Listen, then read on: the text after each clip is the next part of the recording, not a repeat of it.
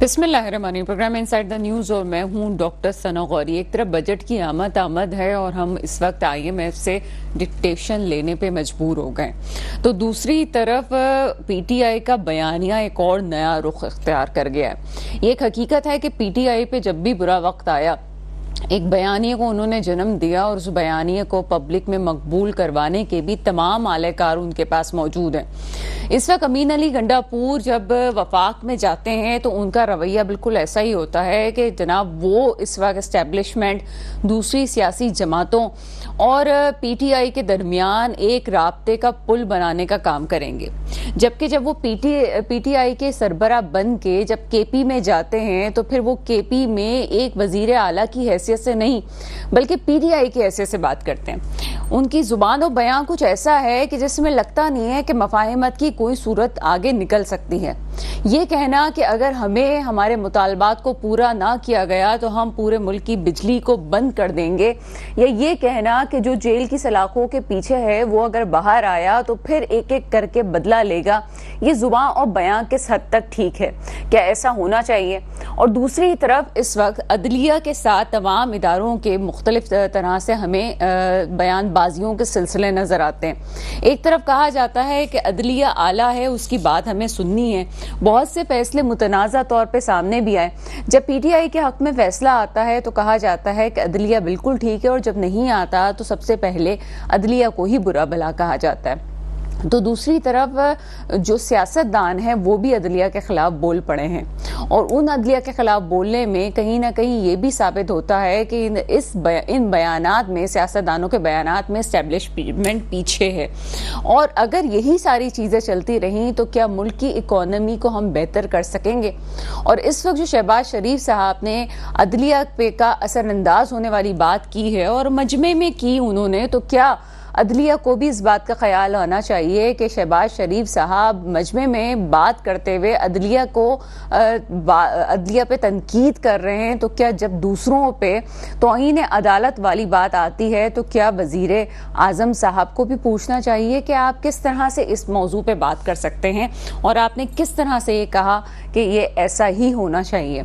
ऐसा नहीं है कि मामला ठीक होने को नहीं जा रहे, मामला तो ठीक होने को जाते हैं लेकिन होते होते रुक भी जाते हैं। जिस तरह से हमने ये कहा था, इसी शो में बैठ के कहा था कि हम करेक्शन की तरफ यूं जा रहे हैं कि भुट्टो साहब के केस का फैसला होना कोई मामूली बात नहीं थी। भुट्टो साहब के केस के फैसला होने के बाद हम ये समझते थे कि चीज़ें और बहुत सारी ऐसी हैं जो ठीक करेक्शन मूड में जाएंगी। इसी तरह से 2018 के इलेक्शन और उससे पहले अगर नवाज शरीफ साहब पे कुछ केसेस बने तो ना वो केसेस ठीक बने और ना उनका 2024 में जिस तरह भोंडे अंदाज में ख़त्म किया गया, ना वो कुछ ठीक था, ना बनाया ठीक था, ना बिगाड़ना ठीक था। इसी तरह से चेयरमैन PTI के खिलाफ बनने वाले बहुत से मुकदमात में फ्लॉस नजर आता है और फ्लॉस को अभी फौरी तौर पर ठीक किया जाएगा, या हम एक और दफ़ा यही वाला एक सीन को रिपीट होता हुआ देखेंगे 2028 के इलेक्शंस में। या जो इस वक्त हालात नज़र आ रहे हैं ये तो बिल्कुल ऐसे ही हैं कि फॉर्म 45 वाली जब बात हो रही है और फॉर्म 47 वाले भी सामने आके खड़े हो गए हैं, तो लगता तो कुछ यूं है कि मुल्क इस वक्त मिड टर्म इलेक्शंस की तरफ जा रहा है। एक सूबा KP के PTI के पास इस वक्त मौजूद है, उसमें अगर KP के ही में ही अगर लोग मुतमईन नहीं हैं और आगे इसी तरह से मज़ाहिमत की सूरत हाल रहेगी तो क्या वाकई हम इस वक्त मिड टर्म इलेक्शंस की तरफ जाएंगे? और अगर मिड टर्म इलेक्शंस की तरफ जाएंगे तो हम वो लोग जो कि एक कतरा मांग के असर गुजारा कर रहे हैं, तो क्या मुल्क इस वक्त इस बात का मुतहम्मिल हो सकता है कि एक मिड टर्म इलेक्शंस को दे के आगे मुल्क को चलाया जाए? इस वक्त जो हालात हैं उसमें तो यही हम कह सकते हैं कि कोई भी इस वक्त इदारा इस मूड में नहीं है कि हुकूमत चलने दे, और जब इस वक्त इस मूड में नहीं है 8 फरवरी के बाद से, तो क्या मिड टर्म इलेक्शंस के बाद आप उम्मीद कर सकते हैं कि चीज़ें बड़ी स्मूथ चलने लगेंगी? क्या आगे चल के हम ये कहें कि फॉर्म 45 वालों को कामयाब होने दिया जाएगा और फॉर्म 47 वालों को पीछे कर दिया जाएगा, या फिर मिड टर्म इलेक्शंस की बात करते हैं तो क्या PTI के साथ और जमातें साथ चलने के लिए तैयार हो जाएंगी? ये एक हकीकत है कि अगर आपको मुल्क को आगे लेके चलना है और इसकी तरक्की पे साथ साथ सबको लेके आना है तो इकोनॉमी को बेहतर बनाने के लिए सबसे पहले यहाँ पे पॉलिटिकल स्टेबिलिटी ज़रूरी है। और पॉलिटिकल स्टेबिलिटी अभी तक तो हमें किसी में नजर नहीं आ रही। ये संजीदा रवैया बरकरार हो सकेगा, नहीं हो सकेगा, तमाम मौजूआत पे बात करेंगे। मेरे साथ इस वक्त मौजूद हैं इकबाल अडवाणी साहब, आप तजियाकार हैं, इस प्रोग्राम में आपको वेलकम करते हैं। थैंक यू, आपने इनवाइट किया मुझे। इकबाल अडवाणी साहब, सबसे पहले तो पीटीआई के हवाले से बात करेंगे। पहले पीटीआई से बल्ले का निशान छीना गया, फिर वो एक और पार्टी में जम होती है, उसके बाद जनाब केपी की हुकूमत उसके पास आती है।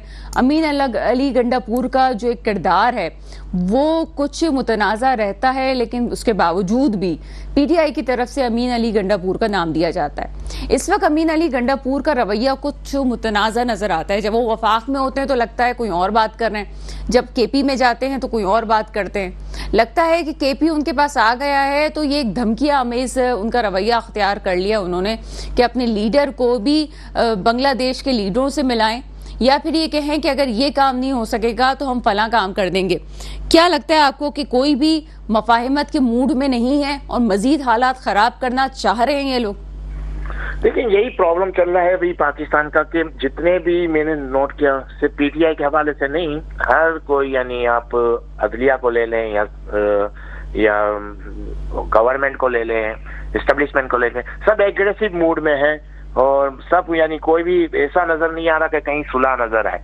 और बाकी रहा सवाल आपने जो पीटीआई का कहा, तो पीटीआई तो मुझे पता नहीं, कोई कंफ्यूज लगते हैं। इनके तो खुद को पता नहीं है कि ये क्या बोल रहे हैं। जब वो इस्लामाबाद जाते हैं तो सबसे मिलके आते हैं, इस तरह मिलते हैं कि जैसे भाई भाई हैं। फिर वो अचानक पहुंचते हैं केपीके में तो वो ऐसी बातें कर रहे हैं कि पता नहीं इंडिया पाकिस्तान वाला मामला हो जाता है। और खान साहब, कभी अंदर से खान साहब की कोई और रिपोर्ट आ रही है, कुछ दिन बाद वो उसको डिफेंड कर रहे हैं। ट्विटर अकाउंट को कभी बोलते हैं हाँ ट्वीट हमने की है, फिर 2 दिन बाद बोलते हैं ट्वीट हमने नहीं की। तो मेरी तो समझ में नहीं आता। अभी एक रिपोर्ट आ रही थी कि अब एक नई चीज है, वो भी शायद कंफर्म हो जाए, किसी उसको इंटरव्यू दिया है, इन्होंने भेजा है, अब उसमें वो अब नई बात कर रहे हैं। तो मकसद कहने का ये, इनके रोज एक नए स्टेटमेंट, नई चीजें, और पता नहीं, यानी कभी कहते हैं मुझे सुलह करनी है, कभी कहते हैं हमको नहीं करनी। तो पीटीआई तो मुझे एक कंफ्यूज पार्टी नजर आ रही है, और जिसकी वजह से मुझे लगता है सारा माहौल ही मतलब बिगड़ता जा रहा है पाकिस्तान का। अच्छा, एक तरफ यहाँ पे तरबेला डैम के हवाले से बात की जाती है और अपने हकूक की बात की जाती है। तरबेला डैम हरिपुर में है और अगर ये केपी में मौजूद है तो क्या सिर्फ यही वजह है धमकी देने की? क्या एक एग्जीक्यूटिव ऑफिसर इस बात से को समझने से आ रही है, या उसको समझाया नहीं गया, या उसकी पहुंच इतनी नहीं है कि उसको समझ सके कि ये तमाम रिसोर्सेज पाकिस्तान की हैं कि जिसकी वजह से वहां वो डैम लगाया गया है? वो ऐसा तो नहीं है कि उस जगह कोई खास मकासद थे, या जैसे ऑयल निकल आया हो या गैस एक जगह से निकली हो उसके बाद कोई बात की जाए। ये इस वक्त तरबेला डैम को मुतनाज़ा बना के धमकी आमेज रवैया, ये आप क्या समझते हैं कि क्या वो समझ नहीं पा रहे इस बात को? किसी को समझाना पड़ेगा कि भाई ये तुम्हारे पास डैम है तो उसका मतलब ये नहीं है कि तुम धमकी दोगे। नहीं, असल में जब इन्होंने गंडापुर को चीफ मिनिस्टर बनाया था, मुझे लगता है वो तरीका उनको बनाना ही नहीं था, क्योंकि देखें हर आदमी हर काम के लिए नहीं बना। उनकी इतनी कैपेसिटी नहीं है कि वो इस तरह सबको लेकर चल पाए। देखें, अल्फाज का चुनाव बहुत जरूरी है। आप अपनी बात, आपकी जो बात है वो दलील से हो सकती है, आप कन्विंस करेंगे। ये देखिए, गन पॉइंट पे तो कोई चीज नहीं होती। जिस तरह से गंडापुर साहब बात कर रहे हैं, मुझे लगता है वो कोई भी मामला कभी भी सुलझा नहीं सकते।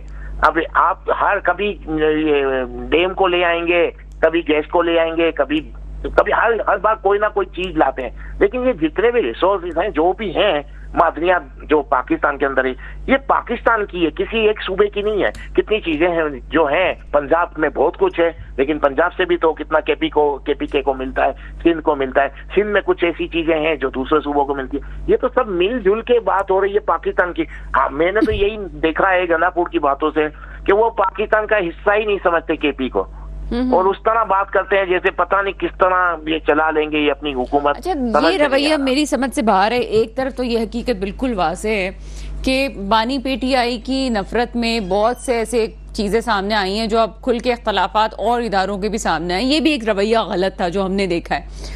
दूसरी तरफ इस बात से भी इनकार नहीं किया जा सकता कि पीटीआई के पास बड़े अच्छे पढ़े लिखे लोग, सुलझे हुए लोग भी मौजूद हैं।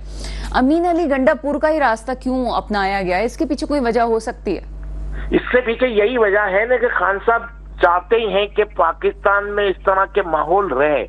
यही खान साहब देखें, जब खान साहब जब गवर्नमेंट में नहीं थे, यानी जब आप 2014 में चले गए, उस वक्त भी कितनी एग्रेसिव बातें कर रहे थे, कितनी ऐसी चीजें बोलते थे जो नहीं बोलनी चाहिए इतने बड़े लीडर को। मतलब किसी को भी नहीं बख्शा उन्होंने। इसके बाद जब इनकी गवर्नमेंट आई, गवर्नमेंट में भी वो उसी तरह से चल रहे थे कि जैसे अपोजिशन में ट्रक पे खड़े हुए अभी तक, मैं छोड़ूंगा नहीं, मैं ये करूंगा।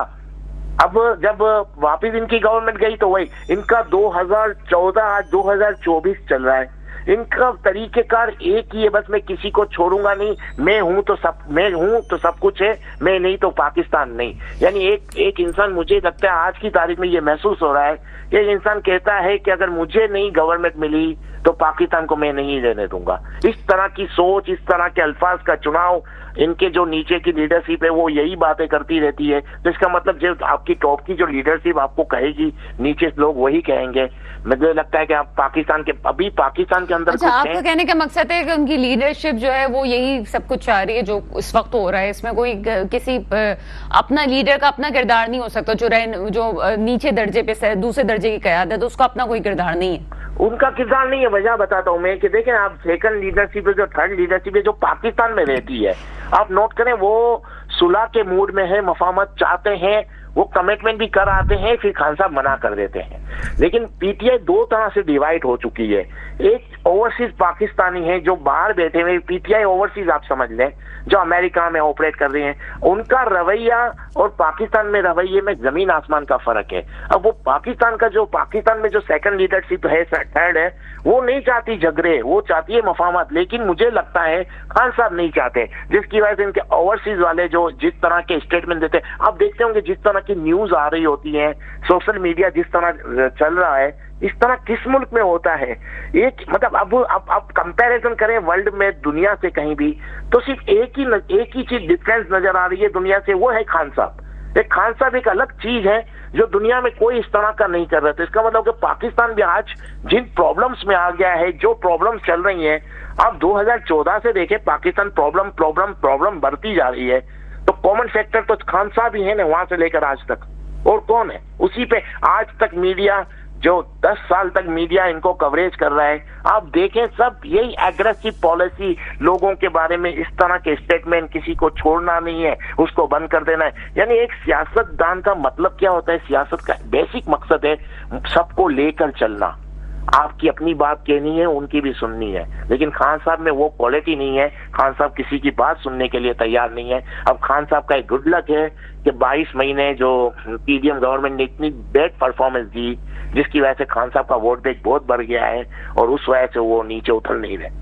अच्छा, अभी एक और चीज जो सामने आई है, उस बयानिए की भी कम से कम मुझे समझ नहीं आ रही कि वो क्यों लाया जा रहा है। शेख मुजीब से इमरान खान साहब को मिलाया जा रहा है, और एक तरफ ये, जैसे हमने केपी का जिक्र किया, वो जिक्र करने की भी वजह ये थी कि एक तरफ पूरा सूबा है, उसमें मज़ाहमत की बात की जा रही है, शायद केपी के लोगों को एक नया रुख दिखाया जा रहा है। दूसरी तरफ मुजीबुर रहमान साहब से भी मिलाया जा रहा है। ये क्या सिलसिला है? क्या बहुत अच्छा है? इसको बड़ा फख्र से देखना चाहिए कि मुजीबुर रहमान से मिलाया जाए इमरान खान साहब को। खान साहब को मुजीबुर रहमान से किस तरह मिलाया जा रहा है मुझे नहीं पता। अगर आप हिस्ट्री में चली जाएं तो मुजीबुर रहमान ग्रास रूट से आए थे, पहली चीज ये। दूसरी चीज ये कि बंगालियों के साथ डे वन से नाइंसाफियां हुई हैं, उसमें कोई दो राय नहीं है। वो सिर्फ आप अयूब खान के ऊपर भी नहीं कह सकते। आपको अगर याया खान की तकरीर याद हो, असेंबली में की थी, तो उन्होंने बंगालियों के बारे में बहुत गलत रिमार्क्स दिए थे। तो पाकिस्तान में बंगाल देश के साथ, जो आज का बांग्लादेश है, उनके साथ बहुत नाइंसाफी की, और अयूब खान के दौर में तो बहुत ज्यादा हो गया। और उसके बाद जो इलेक्शन हुए, वहां पर मुजीब की मैं वहां तक, यानी इलेक्शन तक तो मुझे मुजीब में कोई ऐसा खोट नजर नहीं आ रहा। लेकिन जब इलेक्शन हुआ तो वो मुक्ति बानी को क्यों भूल जाते हैं खान साहब या पीटीआई वाले, कि मुक्ति बानी की ट्रेनिंग इंडिया के अंदर हुई थी, और इंडिया में जब बांग्लादेश में भेजा गया तो जो इलेक्शन बांग्लादेश में हुए थे, उसकी जीतने की वजह जो थी, वन साइड जो इलेक्शन में, वो मुक्ति बानी थे। तो यहाँ पर अगर देखा जाए तो आप अगर कंपैरिजन कर रहे हो उस इंसान से, हाँ, मैं यानी मुजीब का, देखिए मुजीब को कोई कभी स्टेब्लिशमेंट नहीं लाई है, खान साहब को तो स्टेब्लिशमेंट लाई है ना। मुजीब को तो आप स्टेब्लिशमेंट नहीं है, वो तो डे वन से एक प्रिंसिपल पे थे। उनकी जो सबसे बड़ी गलती हुई है, जो इलेक्शन में उन्होंने जो अक्सरियत यानी वहाँ के जो ट्रेन लोगों के जरिए इलेक्शन जीता वहाँ गलती है, लेकिन खान साहब का और मुजीब का तो कोई मुकाबला ही नहीं है देखा जाए तो। हमारे साथ ही रहेगा। अभी हमें ज्वाइन किया राजा काशिफ जंजुआ साहब ने, आप तज्जियाकार और बैरिस्टर अली ताहिर ने, पीटीआई से आपका ताल्लुक है। आपकी तरफ वापस आएंगे इकबाल अडवाणी साहब। एक और चीज जो नजर आ रही है, अब तनकीद तो हम कर रहे हैं, जो चीजें आपने देखा होगा, हम बाइस्ड नहीं होते किसी पार्टी की, ना फेवर करते हैं ना कोई चीज, लेकिन इसके बावजूद एक और चीज बड़ी खुल के सामने आ रही है कि चेयरमैन पीटीआई के जो बानी पीटीआई है उनके खिलाफ मुकदमात का जो सिलसिला शुरू हुआ है वो होते होते होते अब नए मुकदमात भी आ रहे हैं, और इसमें ऐसा हुआ है कि बाकी तमाम लोग आपस में इदारे लड़ना शुरू हो गए। हमें खिंचाव नजर आ रहा है, और वो पीटीआई से भी खिंचाव है, इदारों का भी खिंचाव बन गया है। मामला दिन ब दिन उलझते जा रहे हैं। तो ये इदारे जो आपस में उलझ रहे हैं उसमें पीटीआई का तो कोई किरदार नहीं है, ये क्यों कर रहे हैं ऐसा? जी इकबाल अडवाणी साहब जुमला रिपीट करेंगे? जी ठीक है जी, हम राब्ता होता है जैसे ही वैसे इकबाल अडवाणी साहब से बात करते हैं। इस वक्त राजा काशिफ जंजुआ साहब मेरे साथ मौजूद हैं। सर, प्रोग्राम में आपको वेलकम करते हैं। स्टूडियो में मुझे आवाज नहीं आ रही है। बहुत शुक्रिया। ठीक है राजा काशिफ जंजुआ साहब, इस वक्त जो चीजें हमें नजर आ रही हैं वो ये है कि इदारों में खिंचाव की कैफियत पैदा हो गई है और वो बड़े खुल के सामने आ रही है। ले देके शहबाज शरीफ साहब भी अपने बयान में खुल के जो है वो अदलिया के बारे में बात कर रहे हैं। क्या समझते हैं ये मामला रुक क्यों नहीं रहा, मजीद क्यों ये इतना संगीन होता चला जा रहा है?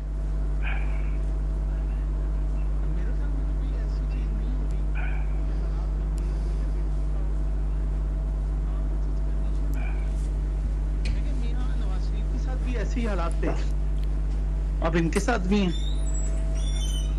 तो मुझे नहीं लगता कि इसमें कोई ऐसी कोई चीज हो रही है। और मुकदमात तो होते रहते हैं और सियासी लोगों पे ही होते हैं, इसलिए कोई ऐसी चीज नहीं है कि जिसको हम करें। हाँ, ये कि रोजाना टीवी चैनल्स को कुछ ना कुछ फंसाना चाहिए, मीडिया को चाहिए। जब अदालती कार्रवाई मना कर दी जाती है पिमरा की तरफ से, तो आपके सामने कौन लोग हैं जो जाके कहते हैं कि इजाजत दी जाए, और हर कोई अदालती कार्रवाई से अपनी मर्जी की सुर्खियां निकाल लेता है। एक जज तो 100 बातें करता है ना, लेकिन आप उनमें से अपनी मर्जी की चीजें निकालते हैं। पहले तो ऐसा नहीं होता था। बिल्कुल सर, आपका भी मौका पाया और अडवाणी साहब ने अभी हमें ज्वाइन कर लिया। इकबाल अडवाणी साहब, आप मुझे सुन सकते हैं?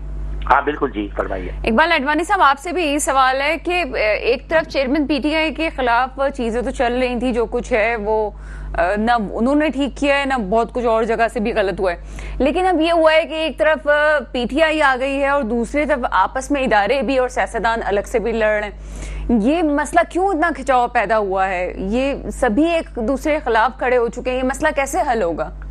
देखिए, ये मसला एक ही सूरत में हल हो सकता है कि एस्टेब्लिशमेंट और अदलिया में कुछ सुलह हो जाए, अदरवाइज कोई इम्कान नहीं है। आप ये नहीं समझे कि सिर्फ गवर्नमेंट को आप फिलहाल साइड पे रखें और पीटीआई को भी एक साइड पे रखें। मेन प्रॉब्लम जो हमारे यहाँ चल रहे, जो हालात जिस तरफ चले गए, जो आपको हर तरफ टेंशन या खिंचाव नजर आ रहा है, उसकी वजह है कि अदलिया वर्सेस एस्टेब्लिशमेंट, ये वजह है। अब अदलिया का झुकाव पीटीआई की तरफ है और एस्टेब्लिशमेंट का झुकाव आज की गवर्नमेंट के साथ है, नून लीग के साथ या पीडीएम के साथ। अब ये लड़ाई यहाँ तक पहुंच गई है। अब ये इसकी वजह आप ये कह सकते हैं कि अदलिया की पहले से सहमति थी पीटीआई की तरफ, जिसकी वजह से मुझे लगता है अदलिया और एस्टेब्लिशमेंट में इख्तिलाफात आ गए। खास करके 9 मई के वाकयात में देखें, एस्टेब्लिशमेंट 9 मई के वाकये को माफ करने के लिए तैयार नहीं है, उनकी किरदार को ये आप ध्यान में रखें। और उनको ये महसूस हो रहा है कि अदलिया उनको रिलीफ दिलाना चाह रही है। ये वो सेंट्रल पॉइंट है जहां से इनके इख्तिलाफात बहुत ज्यादा हो गए हैं। अब इख्तिलाफात इस हद तक पहुंच गए हैं, मुझे लगता है अगर ये इनमें सुलह नहीं हुई तो हो सकता है पाकिस्तान में कुछ भी हो सकता है। यानी आप यूं समझे कि कुछ ऐसी अनहोनी हो जाएगी कि सबको नुकसान हो जाएगा, सियासतदानों को सबसे ज्यादा नुकसान होगा। का जिक्र आपने किया कि हो जाएगी, हमें भी कुछ ऐसे हालात नजर आ रहे हैं जो शायद और लोग बड़े लाइट ले रहे हो, लेकिन बड़ी अलार्मिंग सिचुएशन है इस वक्त जो अदलिया के खिलाफ बातें हो रही हैं, अदलिया जो कुछ सामने लेके आ रहा है। लेकिन इस सारे सूरत हाल में एक नया मोड़ सामने आता है कि शहबाज शरीफ साहब भी खुल के बोल रहे हैं और मजमे में खुल के बात करते हैं कि जनाब काजी को ये फैसला करना चाहिए था और यूं फैसला करना चाहिए तो, और रिहाई के मामला को ऐसे लेना चाहिए था, ये तो अदलिया पे असरअंदाज होने वाली बात है। और वजीर आला का कहना, ये तो बहुत बड़ा मसला है। मैं आपको यही बता रहा हूँ कि आज देखें अदलिया वर्सेस इस्टेब्लिशमेंट का झुकाव पीडीएम की गवर्नमेंट पे है। अब पीडीएम की जो गवर्नमेंट है, देखिए ये भी एक रियलिटी है, पीडीएम की गवर्नमेंट है, उनके पास मैंडेट नहीं है, उनको पता है उनको कौन लोग लेकर आए हैं, तो सीधी बात है उनकी फरमाबरदारी तो करनी पड़ेगी। वो वजीर आजम बजाय पाकिस्तान के वजीर आजम है, लेकिन उनको पता है मेरे पास मैंडेट नहीं है, मैं किसी और के सपोर्ट पे हूँ। अब जिसके सपोर्ट में कोई भी होगा उसको डिफेंड करने के लिए तो कहेगा। उनको सबको पता है कि आज क्या हालात चल रहे हैं, तो अदलिया पे अगर उनकी तरफ से अटैक हो रहा है जो आप कह रही हैं, उसकी वजह किसी की मतलब वो जो जिनके सपोर्ट पे हैं वो खुल के खुद तो सामने नहीं आ सकते, वो इन्हीं के जरिए आएंगे अपना बयानिया देने के लिए। तो ये इनका बयान कर रहे हैं, ये है एक सच्चाई। तो आपके सामने जिस तरह पीटीआई बात चीजों में ऐसा है कि अदलिया सामने नहीं आ सकती, तो पीटीआई के जरिए वो बातें सामने आ रही हैं। तो ये चीजें तो आपको नजर आएंगी। पीटीआई आप देखें अदालत के सपोर्ट में बातें करती रहेगी और हुकूमत एस्टेब्लिशमेंट के बारे में बात करती रहेगी, सपोर्ट में बात करेगी। अच्छा, एक और मामले का रुख जो है वो बदला है। इस वक्त फॉर्म 45 और 47 वाले मामले कुछ हलकों में खुलते हुए नजर आ रहे हैं। क्या नतीजा निकलेगा? ये कहाँ जाके ये मामले सेटल्ड होंगे? क्योंकि ये तो एक हकीकत है कि मसले तो हुए हैं, कुछ धांधली तो हुई है, लेकिन इसको कहाँ तक खोलेंगे और फिर इसका तो ओवरऑल असर पूरी गवर्नमेंट पे पड़ने वाला है। देखिए, पाकिस्तान में जो भी इलेक्शन होते हैं उसमें धांधली तो होती है। 2018 में जो पार्टी आई थी वो भी धांधली से आई थी और 2024 में वो भी धांधली से आई है। बात ये नहीं है, लेकिन उस वक्त और इस वक्त में क्या फर्क है? अब जैसा आप कह रहे हैं अदालत से कुछ फैसले आ जाएं जैसे सब उम्मीद कर रहे हैं, लेकिन आप क्या समझती हैं वो इम्प्लीमेंट हो पाएंगे? मुझे नहीं लगता। हेलो जी सर, आप बात कीजिएगा। अदालत फैसले दे देगी लेकिन इम्प्लीमेंट नहीं हो पाएंगे हर फैसला उनका। जैसे कि आपको मैं बताऊं, अदालत ने एक फैसला दिया था पंजाब असेंबली का और केपी के असेंबली का कि इतने टाइम में इलेक्शन होने चाहिए, नहीं हुए ना। तो मकसद कहने का ये है कि वो जब पुराने जो फैसले थे, यानी वजीर आजम को फारिग किया गया था, यूसुफ रजा गिलानी साहब को या नवाज शरीफ को, अदलिया के जो फैसले थे उस वक्त इम्प्लीमेंट क्यों हो पाए थे कि अदलिया और इस्टेब्लिशमेंट एक पेज पे थे। आज सर एक मिनट में जरा राजा काशिफ जंजुआ साहब से ही बात करूं। राजा काशिफ जंजुआ, आपने मुझे ज्वाइन कर लिया है सर? जी मैं सुन रहा हूँ आपको। अच्छा ठीक है। अच्छा, आपकी तरफ आते हैं इकबाल अडवाणी साहब। पहले मैं राजा काशिफ जंजुआ साहब से मैं कुछ बात कर लूं क्योंकि लाइन में कुछ प्रॉब्लम है। राजा काशिफ जंजुआ साहब, पहले जो आप बात कर रहे थे आपकी आवाज कुछ बेहतर तरीके से नहीं आ सकी थी। क्या आप समझते हैं कि जो इदारों के दरमियान खिंचाव है ये कैसे बेहतर हो सकता है? देखिए, एक तो ये कि सबसे पहली बात ये कि खिंचाव, मुझे नहीं लगता कि कोई खिंचाव है, और ये तो मामूल की चीजें हैं। और जब अदालतों में केस होते हैं, मुझे इस पे हैरत है कि जब भी हम बात करते हैं तो हम मौजूदा पीटीआई के हवाले से हम बात कर लेते हैं कि ये लोग मसाइल का शिकार है। हमें तो पानामा याद रखना चाहिए ना कि 2014 में जिस तरह से 10 साल पहले जो कुछ हुआ और मुल्क को 10 साल पीछे धकेल दिया गया। तो सवाल तो ये पैदा होता है ना कि जब पानामा चल रहा था तो लोग, इस वक्त सारा मीडिया छलांगे मार रहा था, वो पूरी एक ब्रीड पैदा की गई जो दिन रात बैठ के बताती थी कि नवाज शरीफ का होना कितना नुकसानदेह है। तो अगर नवाज शरीफ इतना नुकसानदेह था तो आज वापस क्यों आए? तो दूसरा ये कि आपने तो मियां नवाज शरीफ को पीछे नहीं किया बल्कि पाकिस्तान को 10 साल पीछे कर दिया, क्योंकि पिछले 40 साल में पाकिस्तान में तरक्याती कामों की बात की जाए तो मुस्लिम लीग के अलावा तो किसी ने काम ही नहीं किए, या किए तो मुझे बता दें। और उन्होंने सबसे ज्यादा अदालतों का सामना करना पड़ा। एक मुंतखब वजीर आला को एक वजीर आजम के साथ क्या क्या ज्यादतियां नहीं हुई। तो अब मौजूदा अगर वजीर आजम के साथ, साबका के साथ अगर ये हो रहा है इमरान खान के साथ, तो ये तो फिर रिवायत है ना। और वरना तो इमरान खान ने तो ये भी कहा था कि मैं रिवायत को कौन तोड़ेगा, क्योंकि नवाज शरीफ साहब ने जो बयानिया दिया कल और जो बात की उसमें कोई झूठ नहीं था, सब बातें उन्होंने ठीक ही की हैं। लेकिन वो कमोबेश वही सारी बातें हैं जो चेयरमैन पीटीआई भी कर रहे हैं। यानी कि अगर दो पार्टीज के सरबराह एक दूसरे के खिलाफ तो बात करते हैं लेकिन उनकी बातों का रुख एक तरफ है, तो आपस में मिल क्यों नहीं जाते? एक दफा मामले का हल क्यों नहीं कर लेते?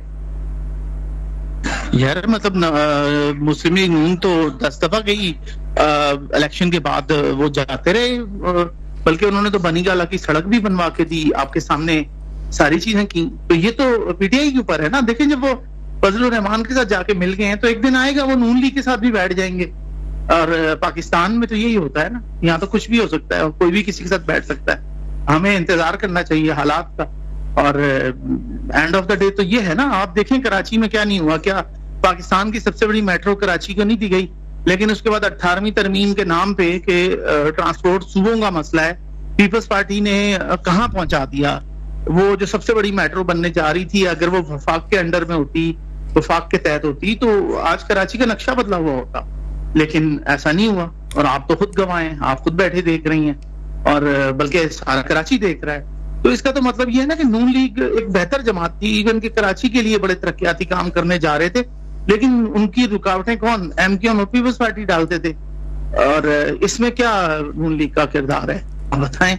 अगर कोई तरक्की लेके निकला है तो उसको करने देना। हम मान लेते हैं पॉजिटिव रवैया सबका है और चीजें आगे बेहतर लेके चलना चाहते हैं, और हमने नवाज शरीफ साहब का भी बयान सुन लिया, लेकिन साथ ही साथ जो इस वक्त बानी पीटीआई हैं उनके खिलाफ नए मुकदमात होने जा रहे हैं। उसमें एक तो बड़ा वाज़ेह है जिसके अंदर ये सामने आता है, सर मेरी बात मुकम्मल हो जाए, गद्दारी का मुकदमा भी आ रहा है, तो ये आपको लगता है कि तो नवाज शरीफ में भी आया था, और बताएं इसमें कौन सा फर्क है। सब पे आए थे। गद्दारी का मुकदमा तो वो क्या कहते हैं, सबसे पहले गद्दारी का ही मुकदमा बनता है ना। तो नवाज शरीफ ने फेस कर लिया, हंस के किए, इनको भी चाहिए हंसते हुए फेस करें, ये क्यों नहीं कर रहे। ये तो इनके तो आप देखें ना, नून लीग का तो कोई बंदा टूटा ही नहीं था, राना सनाउल्लाह खड़े रहे माशाल्लाह दौर में।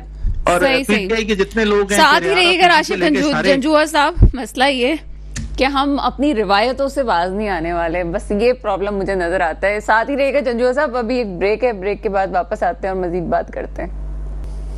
ब्रेक के बाद आपके सामने हाजिर हैं और हमारे साथ इकबाल एडवानी साहब भी मौजूद हैं।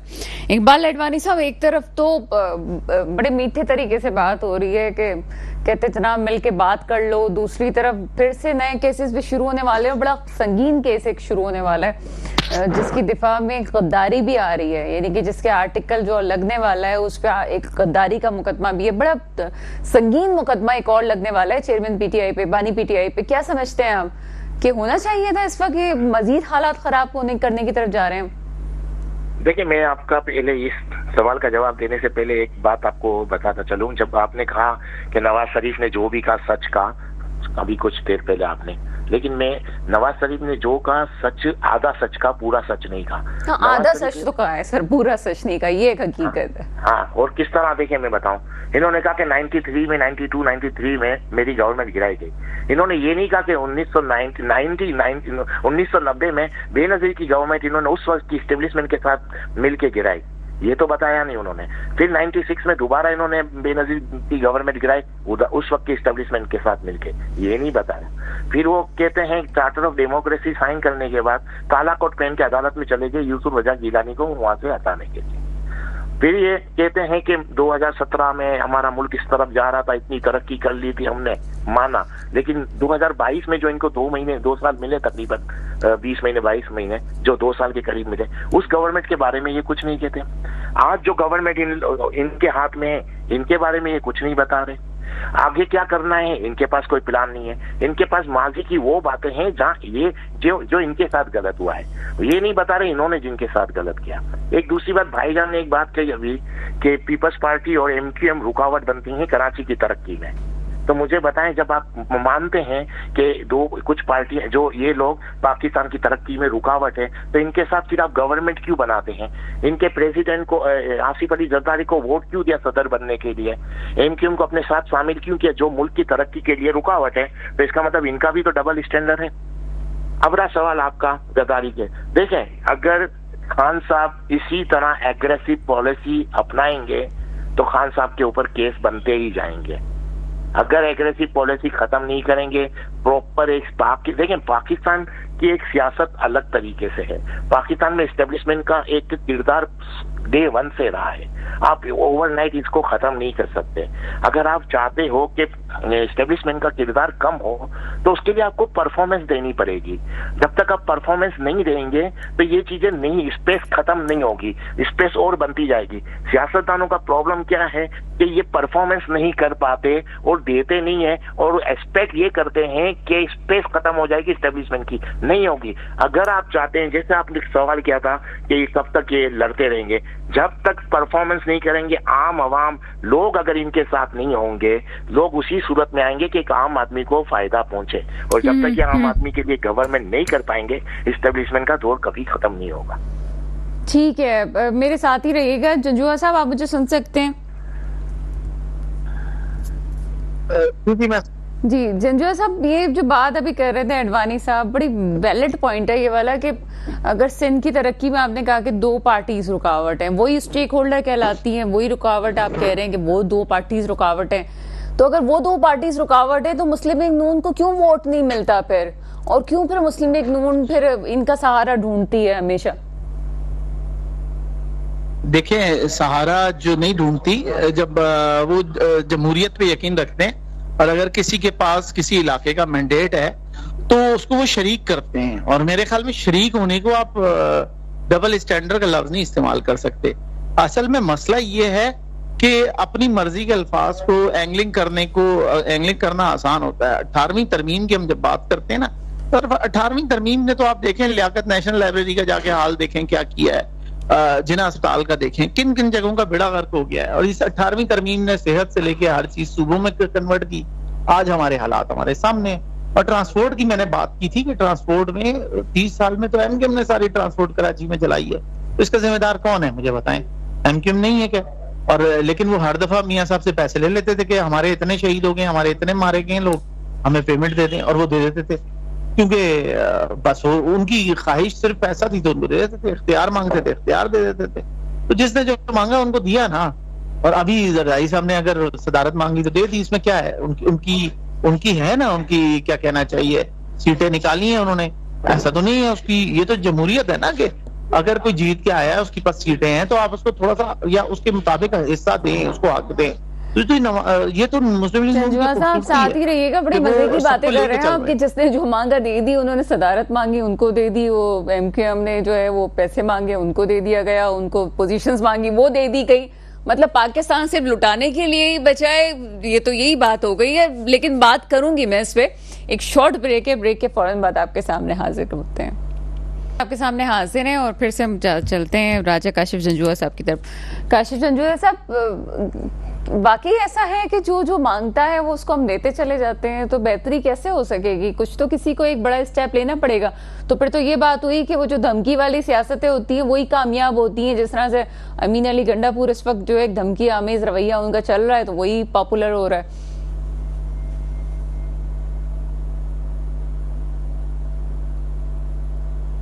जंजुआ साहब की आवाज नहीं आ रही स्टूडियो में।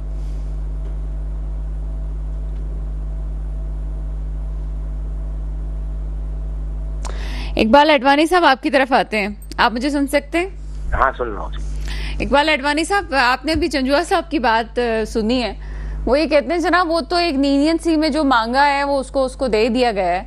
तो क्या पाकिस्तान ऐसे ही चलता रहेगा? भाई लीनियंट हो गया, आप फला ने ये मांग लिया तो वो दे दिया, ये मांग लिया तो वो दे दिया, करेक्शन पे कब गए हम? ये खुद ही जो बात कह रहे हैं मेरी समझ में नहीं आ रहा कि इन्होंने किस तरह ये बात कह दी। ये एक तरफ कह रहे हैं कि कराची यानी सिंध की तरक्की में पीपल्स पार्टी और एमक्यूएम रुकावट है, यानी कराची सिंध पाकिस्तान का हिस्सा हुआ ना, तो यानी पाकिस्तान की तरक्की में ये दो पार्टियां रुकावट है। मान ली इनकी बात, फिर उनके साथ इनकी ऐसी क्या मजबूरी है कि उनके साथ मिलके गवर्नमेंट बनानी है? अगर उनके सपोर्ट के बगैर गवर्नमेंट आपकी नहीं बनती तो नहीं बनाए ना। ऐसी गवर्नमेंट क्यों ले रहे हैं आप जिनमें आपको उन लोगों को साथ लेकर चलना पड़ रहा है जो पाकिस्तान की तरक्की जिनकी वजह से रुकी हुई है? तो ये मुझको आप क्या कहेंगे, मेरी समझ में नहीं आ रहा कि वो किस तरह इस बात को डिफाइन कर रहे थे। आप खुद सोचें और खुद मुझे बताएं, मेरी तो बात समझ में नहीं आ रही इनकी कि ये क्या कह रहे हैं। ठीक है, साथ ही रहिएगा आप हमारे इकबाल अडवाणी साहब। बैरिस्टर अली ताहिर ने पीटीआई से मुझे ज्वाइन किया है, प्रोग्राम में आपको वेलकम करते हैं। जी, thank you very much. Barrister Ali Tahir साहब, अभी थोड़ी देर पार्टी का हेड उतार के एक जनरल परसेप्शन मुझे दीजिएगा, ये क्या हो रहा है? शहबाज शरीफ साहब भी अदलिया के खिलाफ बात कर रहे हैं और जब सब पे ही नोटिस लिया जा रहा है तो क्या इस पे भी नोटिस लेना चाहिए? नहीं जी, देखिए इसके अंदर मैं 3 बातें समझता हूँ। पहली बात तो ये है कि वो तनकीद नहीं कर रहे बल्कि ब्लैकमेल कर रहे हैं और हैरेस कर रहे हैं, और ये उनको नहीं करना चाहिए बिल्कुल भी। वो एक बड़ी बेशक फॉर्म 47 पे बैठे हों, मगर एक बड़ी ही एक संजीदा पोजीशन पे बैठे हैं, और उनको ये देखना चाहिए कि आज वो जो रीत और रवायत डालेंगे वो आगे मुल्क को किस तरफ लेकर जाएगी। दूसरी बात मैं ये समझता हूं कि इन बातों का जुडिशरी को बिल्कुल कोई खासो ख्याल नहीं करना चाहिए, बल्कि इसके बरक्स जो है वो अपने फैसले आईन और कानून के मुताबिक करते रहने चाहिए। तो अब जाहिर है कि जिस तरह की अटेम्प्ट्स की जा रही हैं कि रिटायर्ड जजेस को ट्राइब्यूनल्स में लगाया जाए, उसके अलावा किसी तरह से जो है वो इंडिपेंडेंट जजेस के पास से केसेस हटवाए जाए, और जो है हर तरह की आईनी कानूनी इस्तेमाल की जा रही है ताकत कि इंसाफ के अमल को रोका जाए, इसको मैं पूरी तरह से कंडेम करता हूं। बट यस ऑफ कोर्स, अगर आप आईन और कानून के मुताबिक पूछिए, आर्टिकल 19 और कंटेम्प्ट ऑफ कोर्ट ऑर्डिनेंस जो कि जुडिशियल कंटेम्प्ट की बात करता है, उसके मुताबिक तो शहबाज शरीफ के ख्याल में जुडिशरी को उसके ऊपर रिस्ट्रेंट दिखानी चाहिए। अच्छा सर, जो पोजीशन पे है, बड़ी आला पोजीशन है, चाहे वो शहबाज शरीफ की हो, चाहे मदलिया की बात करें या DGISPR की तरफ से कोई बयान आता है, सब लोग अपनी पोजीशन पर बड़े स्ट्रॉन्ग है। अच्छा, लेकिन अभी मैं उनकी बात, वाडवा साहब की बात सुन रही थी थोड़ी देर पहले, वो एक चैनल पे बैठे हुए कह रहे थे कि अगर एक शख्स बात इस तरह करता है तो वो जो अदलिया के में बैठे हुए हैं उन्हें भी तो सोच समझ के बात करनी चाहिए कि वो क्या बात कर रहे हैं।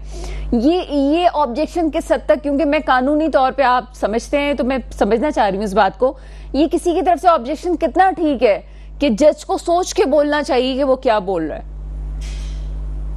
जी बिल्कुल, बात ठीक है, जजेस स्पीक थ्रू देयर जजमेंट्स, मगर आप ये तो समझिए कि अगर कोई प्रॉक्सी जो है वो बैठ के कहेगा कि हम पगड़ियों से जो है वो फुटबॉल खेलेंगे, तो अदालती कार्रवाई के अंदर उसका जिक्र नहीं हो सकता। जाहिर है जब वो मैटर ही चल रहा है कि जिस तरह से हैरेस किया जा रहा है इस्लामाबाद हाई कोर्ट के जजों को इंटेलिजेंस एजेंसीज की तरफ से, और उसके अंदर एक सेनेटर जो किसी पार्टी का नहीं है बल्कि कहीं से उदक कर आ गया, और आपको पता है मैं कोई इस वजह से नहीं कह रहा क्योंकि वो मेरे मद्दे मुकाबिल थे, उस वजह से मैं नहीं कह रहा, शायद उस वजह से मेरी कोई बायस हो, मगर बड़ी सिंपल सी बात है कि जिस तरह वो आए हैं, आप भी जानती हैं, मैं भी जानता हूं कि इनके कहने पे आए हैं, कौन उनसे ये काम ले रहे हैं और किस वजह से वो जजेस को इस तरह से अटैक कर रहे हैं। तो मेरे ख्याल में तो कोई गैर मुनासिब बात तो कोई की नहीं थी। कंटेम्प्ट अब इनको फेस करनी पड़ेगी और हो सकता है कि इनको घर जाना चाहिए, बल्कि मैं तो ये समझता हूँ कि ऐसी प्रेस कॉन्फ्रेंस के बाद इनको घर भेज देना चाहिए ताकि आइंदा वालों को जरा नसीहत हो जाए कि किस हद तक जाना है और किस हद तक नहीं जाना। ठीक है। अच्छा सर, वो एक मिसाल है कोई कि बगल में छुरी वाली, मुझे याद नहीं आ रही है अभी सिनेरियो कुछ ऐसा लग रहा है कि एक तरफ तो तमाम लोग ही ये कह रहे हैं पीटीआई से बात करनी चाहिए और पीटीआई बात करने के लिए तैयार नहीं, पीटीआई का रवैया भी हमें ऐसा ही कुछ नजर आ रहा है, लेकिन दूसरी तरफ जो बानी पीटीआई है उनके खिलाफ मजीद केसेस बनाए जा रहे हैं और उसमें गद्दारी वाला केस भी आ रहा है बड़ा सीरियस नौयत का। किस तरह से देखते हैं इस मामले को? नहीं, मैं तो नहीं समझता कि गद्दारी वाले केस में कोई जो है वो सब्सटेंस है इन एनी इवेंट। क्या आप गद्दारी का मुकदमा इस वजह से बनाना चाहते हैं कि किसी ने हिस्ट्री के ऊपर कोई कमेंट किया? हिस्ट्री तो बड़ी न्यूट्रल होती है जी, आपको भी पता है कि रहमान कमीशन रिपोर्ट में क्या है, हमें भी पता है। और पहले तो उनसे पूछना चाहिए जिनके कब्जे में ये रिपोर्ट थी वो इंडियन अखबार में कैसे छपी, किसने उसको इंडियन अखबार को भेजा, तो ये नेशनल सिक्योरिटी ब्रीच कैसे हो गए, पहले तो आप ये देखिए।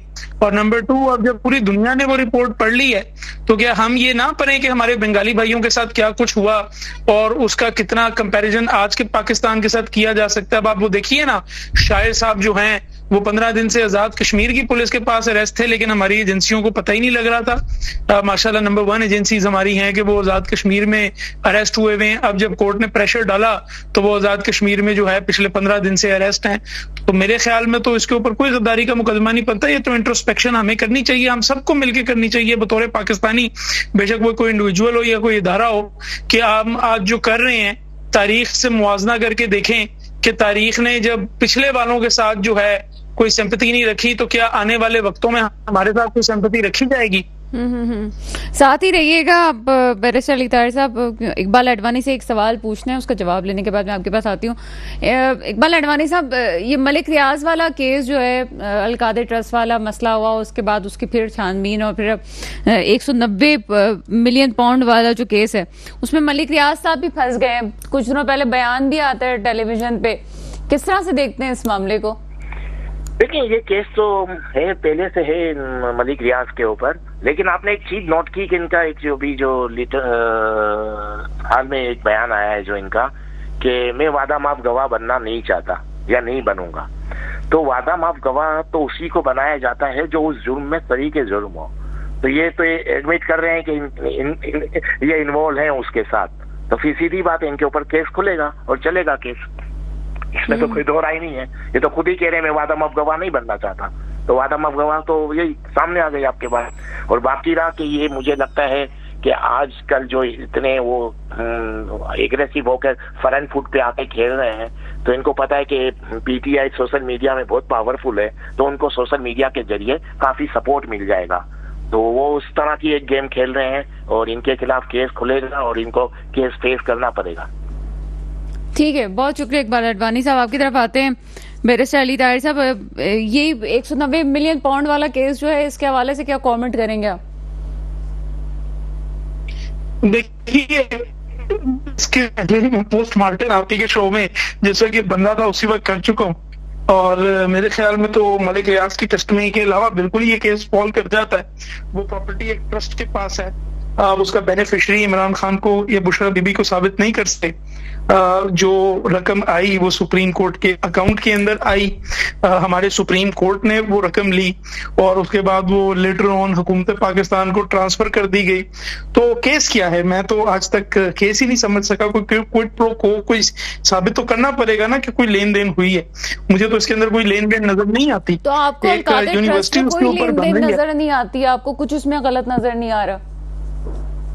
जी बिल्कुल नजर नहीं आ रहा, क्योंकि केस ऐसा थोड़ी है कि वो डेडिया पेपर मिल्स के अंदर जो है मनी लॉन्ड्रिंग कर और एवनफील्ड के अपार्टमेंट्स खरीद लिए जहाँ पे मैं रहूं और मेरे बच्चे रहें। बल्कि ये तो एक यूनिवर्सिटी बनाई गई है जिसका कोई ताल्लुक नहीं है उस पैसे से, जो पैसा सुप्रीम कोर्ट के अकाउंट में है और हुकूमत पाकिस्तान को मिल चुका है। तो ये केस है क्या, मैं तो आज तक ये केस समझ ही नहीं सका। अगर आप कहेंगे तो मैं इस पर बड़ा डिटेल कमेंट भी कर सकता हूँ, लेकिन ऐसे क्योंकि एक ले पर्सन के तौर पे मैं ले पर्सन टर्मिनोलॉजी में बात समझाना चाह रहा हूँ। कोई प्रो को जो है, यानी कि कोई ऐसा काम करना जिसके एवज को रिश्वत दी जाए, जब वो ही नहीं है, इसके अंदर ऐसी कोई ट्रांजैक्शन ही मौजूद नहीं है, तो केस किस चीज का है फिर? बहुत शुक्रिया अली ताहिर साहब, आप हमारे साथ मौजूद थे। यहाँ कल भी इसी किस्म की बात हो रही थी और आज फिर वो, मुझे हैरत इस बात पे कि कोई भी गलत काम जब किया जाता है तो उस गलत काम पे एक कहते हैं जनाब ये काम हमने किया है तो वो इस वजह से उसकी वजूहात ये थी इसलिए ठीक है, और दूसरा वो गलत काम क्या करता है तो वो चीज़ गलत होती है। ऐसा क्यों एक रवैया इख्तियार कर लिया गया है कि गलत कामों को भी ठीक करके पेश किया जाए? यानी कि इतनी ज़्यादा अब अंधेरा फैल चुका है कि एक छोटी सी भी रोशनी की बूंद, एक किरण जो आती है वो हमारी आंखों को चुंधिया जाती है। हम अंधेरों के इतने आदी हो चुके हैं, बहैसियत कौम सोचने की जरूरत है। मेरे मुल्क में वो हुक्मरान आए जो वाकई मेरे मुल्क के मुस्तकबिल की हिफाजत करें। इसके साथ ही प्रोग्राम का वक्त खत्म होता है, मुझे इजाजत दीजिएगा। खुदा हाफिज।